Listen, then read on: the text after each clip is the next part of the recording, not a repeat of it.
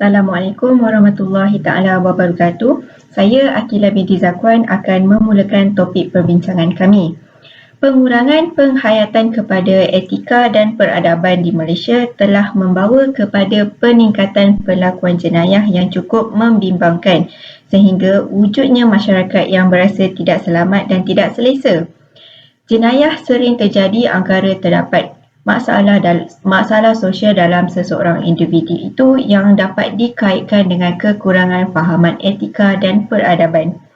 Pengabaian kedua-dua prinsip ini membuka ruang dan peluang kepada perlakuan penyelewengan kuasa, rasuah, merompak, merogol dan pembuangan bayi. Permasalahan jenayah ini tidak memilih pihak kerana ia berlaku dalam pelbagai lapisan masyarakat di negara ini dan dipengaruhi oleh beberapa faktor. Peredaran zaman menjadi faktor kepada kehidupan manusia zaman sekarang kerana ia telah menjadi satu cabaran kepada manusia untuk memenuhi keperluan hidup masing-masing. Manusia tidak dapat menilai kepentingan dan kehendak. Oleh itu, ada antara mereka yang tidak berasa puas akan mempertaruhkan nilai etika demi mengajar impian dan mengecapi kehidupan materialistik sejajar dengan zaman ini. Apakah itu etika dan peradaban? Etika menurut Kamus Dewan Bahasa bermaksud prinsip moral atau nilai-nilai akhlak yang menjadi pegangan seseorang individu atau sesuatu kumpulan sama ada dalam persatuan, pekerjaan dan sebagainya. Manakala peradaban diambil dari perkataan adab yang membawa maksud mempunyai budi pekerti yang halus seperti bersopan santun. Hal ini merujuk kepada tingkah laku manusia dan ia sangat penting dalam peradaban sesebuah masyarakat kerana ia membentuk kepribadian tinggi, mengajar untuk saling menghormati, hidup harmoni dan membina negara yang makmur bersama beberapa bilangan bangsa yang lain. Kemudian, saya akan menerangkan rekod jenayah statistik pada tahun 2018. Untuk slide ini, saya akan menerangkan dua jenis jenayah yang mempunyai rekod tertinggi iaitu jenayah harta benda dan jenayah kekerasan. Dalam kategori jenayah harta benda, terdapat 4 kes iaitu jenayah ragut, pecah rumah, kecurian dan kecurian kenderaan. Selain jenayah ragut, jenayah yang lain telah melebihi 10,000 kes yang direkodkan. Antara faktor kepada jenayah ini adalah disebabkan masalah kewangan, masalah keluarga dan juga pengurangan penghayatan dalam ilmu agama. Bagi kategori jenayah kekerasan pula, ia melibatkan aktiviti fizikal kepada pemangsa. Antara kes yang direkodkan adalah jenayah membunuh, mencedera, merogol dan samun. Kes samun adalah di mana pemangsa dicederakan terlebih dahulu sebelum merampas segala isi atau harta benda yang ada pada mangsa. Kejadian ini disebabkan oleh penjenayah kurang dalam penghayatan dalam etika dan peradaban. Dalam konteks ini, siapa yang sanggup untuk mencederakan orang lain demi kepentingan diri sendiri? Melainkan mereka itu berada dalam golongan orang-orang yang tidak mempunyai perasaan ihsan dan belas kasihan. Kita beranjak ke slide yang seterusnya iaitu jenayah rasuah. Di sini terdapat beberapa jenis rekod rasuah di Malaysia pada tahun 2018. Antaranya ialah pemberi dan penerima rasuah. Jika ditotalkan, kedua-dua jenayah ini akan mendapat lebih daripada 500 bilangan kes. Apakah masyarakat termasuk badan organisasi sendiri tahu akan perbuatan rasuah ini adalah satu jenayah? Tidak kira ia berbentuk dalam wang tunai ataupun hadiah, rasuah tetap rasuah dan hukumnya di sisi agama Islam adalah haram. Jika diikutkan hukuman rasuah dalam negara Malaysia atau secara global, kesalahan pemberi rasuah adalah sama dengan yang menerima rasuah iaitu dipenjara maksimum 20 tahun. Mereka yang terlibat akan disabitkan dengan hukuman berat termasuk dipenjara dan didenda. Yang ketiga, merupakan salah guna kuasa ataupun jenayah ini dikenali sebagai salah guna kedudukan dan jawatan. Seseorang pegawai badan awam menggunakan status mereka ataupun jawatan mereka untuk membuat keputusan dan mengambil tindakan bagi kepentingan diri sendiri, saudaranya atau keluarganya. Hukuman bagi kes jenayah ini sama seperti kes jenayah rasuah di mana mereka yang didapati bersalah akan dijatuhkan hukuman penjara tidak melebihi 20 tahun. Yang terakhir sekali ialah membuat tuntutan palsu. Sebanyak 232 kes dan mereka inilah yang mengemukakan dokumen tuntutan seperti resit dan invoice dari kerajaan yang mempunyai butiran atau maklumat palsu bertujuan untuk memperdayakan majikannya. Sekian sahaja dari saya akan serahkan slide kepada presenter seterusnya. Assalamualaikum, nama saya Nabi Syafinas dan saya akan menceritakan tentang faktor kurangnya penghayatan adab dan etika. Jadi yang pertama ialah latar keluarga. Jadi ibu bapa merupakan golongan pertama yang berperanan dalam membentuk etika dan adab seawal usia anak-anak remaja. Ini kerana mereka pada usia ini adalah garis masa yang paling tidak stabil kerana mereka sedang mengalami peralihan dari zaman kanak-kanak ke dewasa. Jadi ibu bapa sering kali terlepas masa ke masa ini kerana kurangnya ilmu pengetahuan dan persediaan dalam mendidik anak. Jadi mereka seringkali lebih menumpukan untuk memenuhi keperluan fizikal seperti memberi makan, minum dan juga tempat tinggal tanpa mengambil kira keperluan kerohanian anak-anak. Selain itu, ibu bapa juga terlalu sibuk dengan kerja sehingga tiada masa untuk memberi perhatian dan masa untuk mereka berkomunikasi dengan anak-anak sehingga mereka terasa terabai. Jadi ini akan mendorong anak untuk hilang hala tuju dalam kehidupan. Dan akhir sekali, menurut Arif dan Wardah, keluarga yang berpendapatan rendah juga cenderung untuk melahirkan anak-anak yang mempunyai tingkah laku yang tidak baik akibat daripada desakan hidup. Yang seterusnya ialah pengaruh rakan sebaya. Jadi rakan sebaya merupakan pengaruh yang sangat besar kepada perkembangan akhlak, adab dan etika selepas pengaruh ibu bapa mula berkurangan ketika usia mereka menginjak dewasa. Jadi jika tidak dipantau oleh ibu bapa, anak-anak boleh tersilap langkah dalam memilih kawan yang baik. Akibat daripada mempunyai kawan yang tidak berakhlak baik ialah mereka akan mempengaruhi dan memberi kesan dalam pembentukan peribadi anak-anak. Ini kerana sudah menjadi sifat semula jadi manusia untuk meniru dan terpengaruh dengan sikap rakan-rakan yang paling rapat dengan mereka dan paling banyak meluangkan masa dengan mereka. Jadi masalah moral yang nampak remeh pada ketika ini akan menjadi serius jika tidak dibendung kerana jenayah juga bermula daripada masalah sosial yang kecil. Misalnya seperti masalah sosial seperti pornografi. Jadi daripada pornografi inilah yang akan membawa kepada jenayah yang lebih serius iaitu jenayah rokok. Seterusnya iaitu faktor jenis sekolah. Sekolah merupakan pendidikan awal secara formal di mana di sinilah bermulanya pendidikan etika dan adab seseorang individu. Di Malaysia, terdapat beberapa jenis sekolah dengan fungsi yang berbeza iaitu yang pertama, sekolah menengah kebangsaan. Jadi sekolah ini dibina dengan tujuan untuk memberi pendidikan kepada rakyat secara umum. Yang kedua ialah sekolah menengah kebangsaan berasrama penuh. Yang ini dibina dengan tujuan untuk memberi kemudahan tempat tinggal kepada pelajar khususnya yang daripada luar bandar. Dan yang terakhir sekali ialah sekolah menengah kebangsaan agama yang dibina untuk memenuhi matlamat memfokuskan pelajaran pendidikan agama Islam dan juga bahasa Arab. Oleh itu, wujudnya jurang antara pelajar-pelajar dari segi penghayatan etika dan adab kerana adanya sekolah-sekolah yang dibina dengan matlamat-matlamat yang tertentu, yang berbeza. Jadi, sebuah kajian mendapati bahawa responden daripada sekolah menengah berasrama penuh dan sekolah agama mempunyai penghayatan yang lebih tinggi berbanding dengan sekolah menengah kebangsaan biasa. Seterusnya, pertambahan bilangan kes jenayah di Malaysia ini bak cendawan tumbuh selepas hujan. Keadaan ini sering dikaitkan dengan beberapa elemen yang mencabar penghayatan dan amalan nilai-nilai moral dalam kehidupan, bukan sahaja dalam diri, bahkan keluarga dan masyarakat juga. Jadi, kekurangan nilai-nilai murni dalam diri menjadi salah satu faktor di mana kes-kes jenayah di Malaysia semakin meningkat. Ianya sukar untuk membentuk diri individu untuk menjadi seorang yang mengamalkan dan menghayati nilai-nilai murni dengan sendirinya.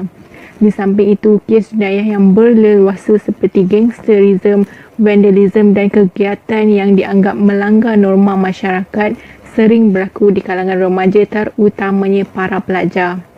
Pudarnya nilai-nilai murni dalam diri mereka menyebabkan mereka tidak mempunyai perasaan bersalah apabila bertingkah laku di luar norma masyarakat. Ketiadaan penghayatan nilai-nilai murni menyebabkan kelakuan mereka terarah kepada perlakuan negatif dan cenderung untuk melakukan jenayah. Selain itu, krisis akhlak yang berlaku dalam masyarakat pada hari ini merupakan faktor yang membawa kepada kes-kes seperti perlakuan seks bebas, kehamilan, luar nikah, pembuangan bayi, kesalahan jubana, penagihan dadah dan sebagainya. Jadi, pendekatan pencegahan yang digunakan dalam menangani krisis ini perlu dilakukan secara holistik, meliputi pelbagai aspek supaya kes jenayah di Malaysia dapat dikurangkan. Malah, untuk menjadikan Malaysia sebuah negara maju yang bebas dari unsur-unsur jenayah adalah sukar kerana bukan mudah untuk melahirkan masyarakat yang berakhlak dan beretika pada zaman yang serba moden ini. Faktor seterusnya adalah budaya kuning atau lebih dikenali sebagai pengaruh barat. Budaya kuning ini mudah meresap masuk dan menjadi ikutan para remaja pada masa kini, lebih-lebih lagi dengan adanya kemudahan internet yang tiada batasan. Keinginan untuk mencuba sesuatu perkara yang baru dan tidak pernah dilakukannya mendorong diri mereka untuk melakukan apa saja tanpa memikirkan baik atau buruk sesuatu perkara tersebut. Sekiranya hal ini tidak dibendung, ianya akan menjadi lebih serius dan boleh menghancurkan akhlak serta masa depan remaja Melayu. Bahkan media hari ini dilihat begitu konsisten menayangkan aksi ganas berunsurkan seksual, umpamanya mengagungkan budaya dari barat. Jadi sebelum nasi menjadi bubur, langkah-langkah proaktif kepada pihak media harus dipercepatkan. Dan akhir sekali, tidak ketinggalan juga pada tahun 2020 di saat negara sedang dilanda krisis pandemik, politik, ekonomi dan sebagainya, faktor kehancuran etika yang sangat teruk juga sedang menghantui negara kita, terutamanya dalam kalangan ahli-ahli politik tanah air. Kehancuran etika ahli-ahli politik tanah air yang sedang berleluasa ketika ini termasuklah hilang integriti, pengambilan rasuah dan pecah amanah yang sekiranya tidak dibendung ianya akan mengundang padah dan masalah kepada negara, bangsa dan juga agama tidak lama lagi. Politik peradaban yang berteraskan etika yang tinggi dan nilai-nilai yang mulia seperti yang disarankan sewajarnya menjadi amalan dan ikutan ahli politik di Malaysia, sekaligus mampu menjadi pemangkin bagi membina negara Malaysia yang lebih dihormati dan disegani oleh negara-negara lain kerana bebas daripada unsur-unsur jenayah yang disebut sebentar tadi. Jadi jelaslah di sini bahawa semua faktor-faktor ini akan menyebabkan penghayatan tentang etika dan adab terhadap kes jenayah di Malaysia semakin berkurangan. Antara kesan-kesan peningkatan kes jenayah di negara kita ialah ancaman keamanan, menjejaskan imej negara dan generasi baru akan terjejas. Ancaman keamanan berlaku apabila penduduk di negara ini akan berada dalam keadaan yang tidak aman dan gelisah. Perkara ini berlaku apabila penduduk di negara ini berasa takut untuk menjalankan aktiviti harian seperti biasa akibat peningkatan kes jenayah di negara ini. Perkara ini juga akan meningkatkan isu rasisme di negara ini kerana sikap yang sering tuduh-menuduh antara kaum apabila rakyat penduduk di negara ini merasakan tidak selamat apabila berada dalam sebuah negara yang berbilang kaum. Perkara ini merupakan perkara yang paling buruk dalam peningkatan kes jenayah dan akan menyebabkan negara kita berada dalam keadaan darurat. Selain itu, peningkatan kes jenayah juga akan menjejaskan imej negara kita. Hal ini disebabkan banyak aspek penting dalam negara kita akan terjejas. Contohnya dari aspek ekonomi, sosial dan lain-lain lagi. Apabila imej negara kita menjadi buruk akibat peningkatan kes jenayah, hal ini menyebabkan sektor pelancongan di negara kita akan terjejas kerana apabila negara lain melihat negara kita merupakan sebuah negara yang tidak elok dari kes jenayah yang berlaku dan secara tidak langsung akan menjatuhkan ekonomi negara kita kerana pelancongan merupakan aspek yang penting untuk kegiatan ekonomi di negara kita. Kegiatan ekonomi yang merosot akan menyebabkan negara kita menjadi sebuah negara yang mundur dan tidak maju di mata negara lain dan juga dipandang sebagai negara yang gagal mengatasi jenayah-jenayah yang berada di dalam negara ini. Seterusnya, kesan peningkatan kes jenayah di negara ini akan menyebabkan generasi baru di negara kita akan terjejas. Hal ini kerana remaja akan lebih cenderung untuk melakukan jenayah kerana dianggap perkara biasa yang berlaku di negara ini. Perkara ini amat dibimbang oleh masyarakat kerana sifat remaja yang sering ingin mencuba perkara baru akan menyebabkan mereka melakukan kesalahan-kesalahan jenayah tanpa berfikir dahulu. Hal ini menyebabkan remaja lebih berani untuk melakukan jenayah seperti merogol, meragut, mengambil dadah dan lain-lain akibat merasakan jenayah ini merupakan perkara biasa di negara ini dan hanya ingin mencuba perkara baru di masa usia remaja ini. Hal ini akan menyebabkan imej negara kita juga akan menjadi lebih teruk akibat melihat remaja-remaja di negara ini melakukan jenayah tanpa berasa takut dan secara terbuka akibat merasakan jenayah ini perkara biasa dan hanya untuk bersukaria. Kesimpulannya, kesan-kesan peningkatan kes jenayah di negara kita akan menyebabkan imej negara kita dan keamanan di negara kita menjadi buruk dan dipandang hina oleh negara lain kerana kegagalan kita dalam mengawal kes jenayah di negara ini. Dan juga akan membimbangkan tentang masa hadapan negara ini apabila generasi muda kita yang terbiasa melakukan jenayah di negara ini tanpa merasakan ianya sebuah kesalahan yang berat. Seterusnya adalah usaha yang dapat dilaksanakan bagi menangani peningkatan kes jenayah di Malaysia. Peningkatan kes jenayah di Malaysia telah menimbulkan kegusaran dan perasaan takut dalam kalangan masyarakat kerana keselamatan dan ketenteraman masyarakat tergugat kerana masalah ini. Pada peringkat antarabangsa pula, pada tahun 2020, Malaysia berada pada kedudukan ke-47 dalam Indeks Peraturan Undang-Undang 2020. Menurut kaitan artikel akhbar berita harian yang membincangkan kaedah baharu yang dapat dilakukan untuk menangani kes jenayah. Terdapat kaedah pendekatan lain yang dapat dilaksanakan berdasarkan kaedah bukti penyelidikan ataupun evidence based dan juga mengurangkan tumpuan terhadap aspek hukuman semata-mata. Usaha pertama yang dapat dilaksanakan adalah melalui pengumpulan polisi dan dasar kerajaan juga penguatkuasaan undang-undang. Menurut petikan artikel akhbar Sinar Harian, polisi dan dasar kerajaan perlu digubal agar kadar jenayah dapat dibendung dan terus berleluasa di Malaysia. Mutakhir ini, kes rasuah semakin hangat dibicarakan kerana perbuatan ini sering berlaku tidak kiralah dalam sektor kerajaan, swasta ataupun ahli politik dan slogan bersih, cekap, amanah juga telah kurang dihayati oleh masyarakat. Jenayah rasuah juga berkait rapat dengan peningkatan kes penyeludupan seperti rokok seludup dan penyeludupan pendatang asing tanpa izin.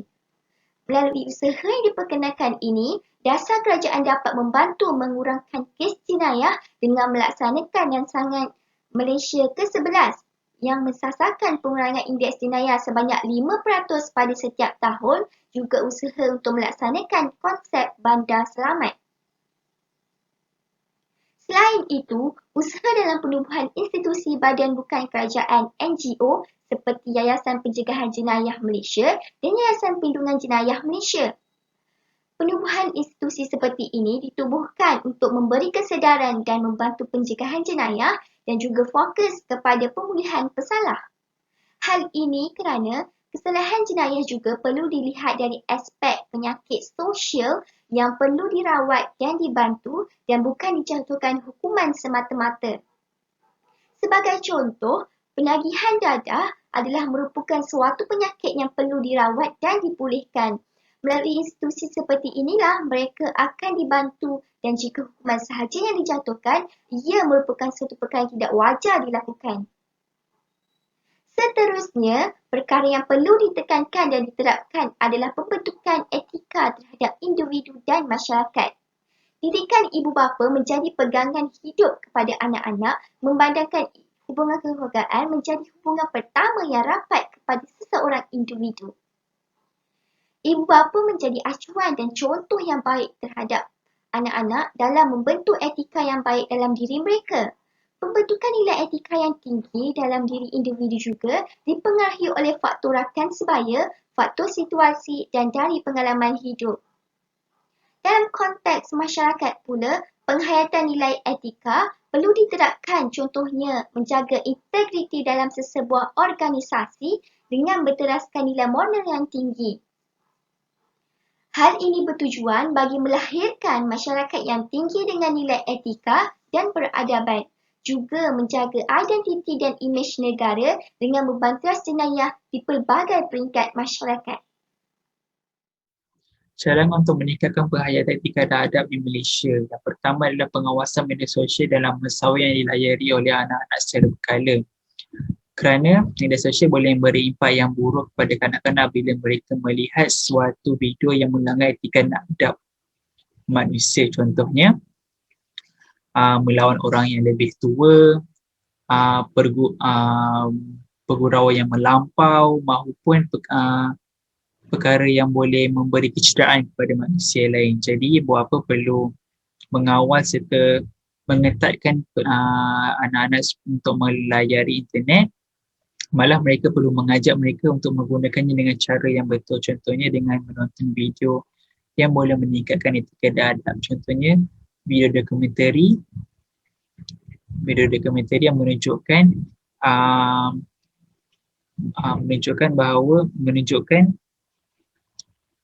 penghormatan di antara orang berusia dan orang muda, bantu antara satu sama dan lain, kerana terdapat video-video tersebut di aplikasi mana-mana pun seperti YouTube.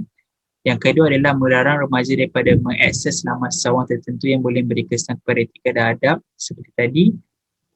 Yang ini kerjasama antara kerajaan dan juga Jabatan Komunikasi dan Media. Mereka boleh menghalang pengaksesan masyarakat Malaysia daripada mengakses laman web yang boleh memberi kesan kepada etika dan adab.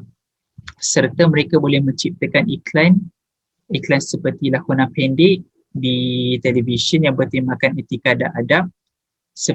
Mereka boleh menggunakan watak dunia manusia maupun animasi yang boleh menarik remaja maupun kanak-kanak bawah umur untuk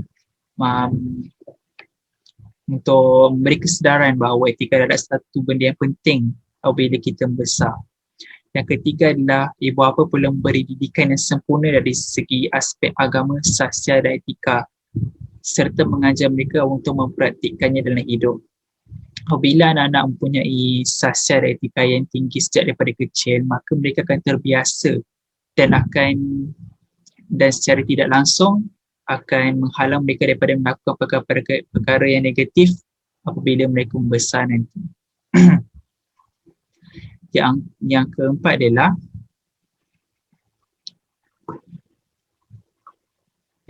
adalah mereka boleh memilih rakan yang baik dari segi sahsiah dan intelektual. Hal ini kerana pemilihan rakan adalah sangat penting untuk kanak-kanak dan maupun remaja kerana mereka lebih tertarik untuk mengikuti sifat-sifat rakan mereka. Jadi apabila mereka memilih rakan yang salah, mereka juga akan mengikuti perbuatan yang salah, seperti contohnya di sekolah melanggar, melawan arahan cikgu, memuting sekolah dan sebagainya. Jadi apabila mereka mendapat rakan yang mempunyai sahsiah dan intelektual yang tinggi, mereka akan cenderung untuk meningkatkan ataupun mengekalkan etika dan adab yang sedia ada kepada diri mereka. Yang kelima adalah mengiktiraf dan beri penghargaan terhadap tahap etika dan adab seseorang. Contohnya apabila di sekolah, orang yang mempunyai etika dan adab yang tertinggi akan diberi anugerah sahsiah, contohnya anugerah sahsiah terpuji kerana atas adab dan etika yang tinggi di sekolah dengan menghormati guru. Jadi bila mereka mempunyai mendapat penghargaan tersebut, murid-murid lain akan lebih memandang tinggi serta mahu mencontohi betapa pentingnya etika dan adab itu dalam kehidupan.